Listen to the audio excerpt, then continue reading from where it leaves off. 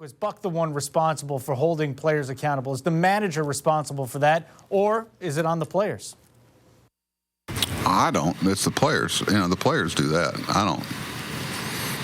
The players take ownership and take responsibility for each other, and it's an ongoing challenge. It really is. And you watch some things that happened last night. I mean, it's a challenge. People care, and when you care about something, you're going to have some emotional reactions that sometimes you're not always proud of, but there's certain things that should never waver. And I've told them many times, it's up to you. What do you want to be about? What are you really willing to do to get us from where we are to where we want to be? And like I told them, your actions are going to speak so loud, I'm not going to be able to hear a word you say. And they got it. A lot of that was here long before I got here. Go back to their moms and dads. I mean, and then once they took the ball and ran with it. Does a lot of that have to do with their demeanor? In other words, we were just in there before the game, and you wouldn't know they're on the verge of doing something special. They're treating today just like they treated the first day of spring training, it seems like. Well, that may be the way it looks to you. Well, that ain't right. Let me tell you. Let's face it, the locker room for quite a long period is an interview room. And I understand it. It's why our sport's so popular. Thank goodness it is that way. And, some of these sports laugh at our accessibility, but we laugh at their not being as popular. So, but, I get to see another side. I'll leave it at that. So, when you work so hard and you come together in a movie theater in February, whatever it was, I think it was Valentine's Day, or it might have been after that, and you talk about all these things, and they talk as much, if not more, than I did. To reach a day where, you can potentially set yourself up to roll the dice in October, but let's face it, the world we live in with some of the things that go on, it's not always smart to wear your emotions on your sleeve, but that's why you love spontaneous moments, because the sincerity and how much they care really comes out. And that's why when some things like happened last night, I mean, you care, and it pushes your button.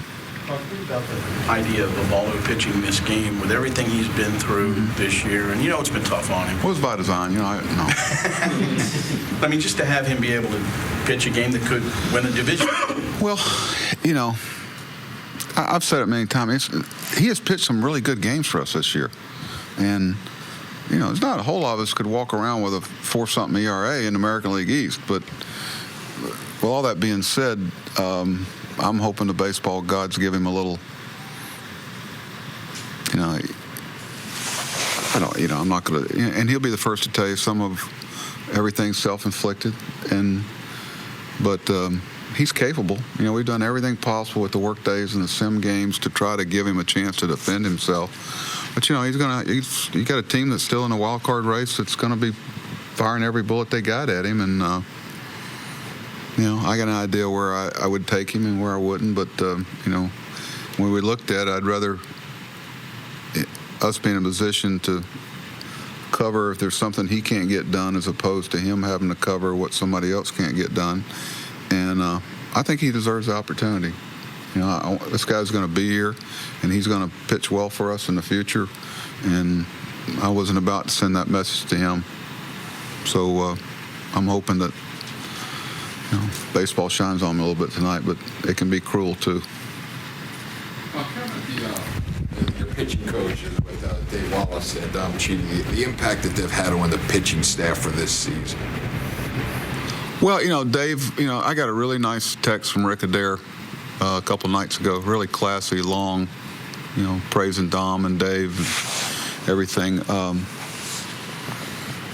know you didn't ask that, but Dave and he'll be first to tell you there were some things that were there in the process, but they've been so steady and so knowledgeable and so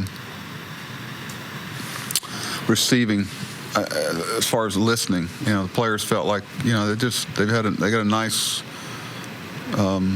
rapport, and a real toughness too. They're not. I've seen them give some tough love too. And it's one of those things. Very early in spring, I knew just get out of the way and let them do their thing.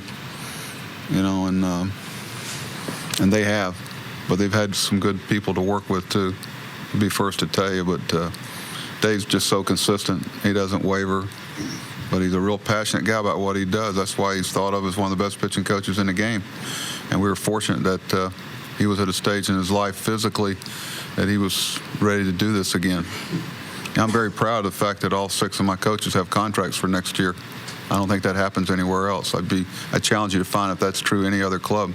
That's a real tribute to ownership and our front office that that we're able to get ahead of this. That doesn't happen, and they're all deserving of it. And it's been that way long before the last couple of weeks. They knew where they were going to be, and it helps them. It helps them coach, knowing, and the players know. They're not going anywhere.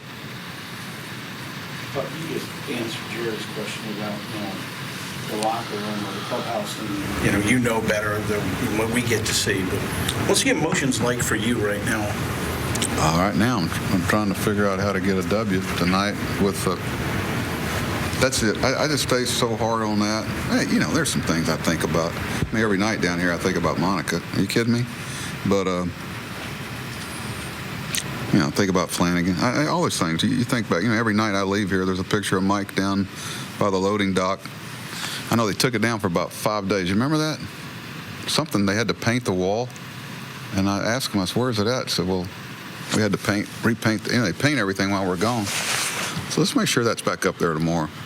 But those are tough things you think about a little bit, but not yet. We got, y'all saw how talented they are. Gosh, and they're missing Cabrera, who's having probably the best year of all of them, if you really look at it, comparatively speaking to the rest of the league.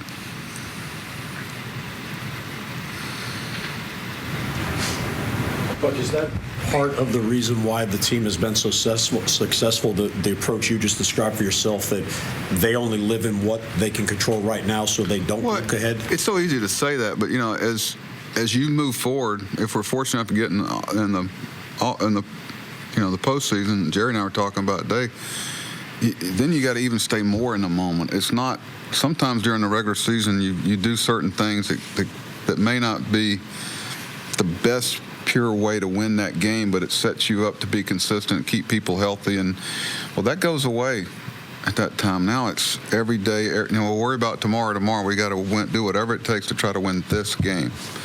And that it's a different game. I've said many times, you grind like heck for 6, 7, 8 months, whatever it is, and have a chance to roll the dice in October. And it's a day-to-day roll the dice. So I'm hoping tonight or in the near future we can get on with that part of the equation. And there'll be questions after that happens, if it happens. What we're going to do between now and the end of the season. How are you going to use guys and whatever. It's like autographs. When you got to start worrying is when you don't get asked. And when you got to start worrying, they don't ask you what you're going to do. That means people don't care.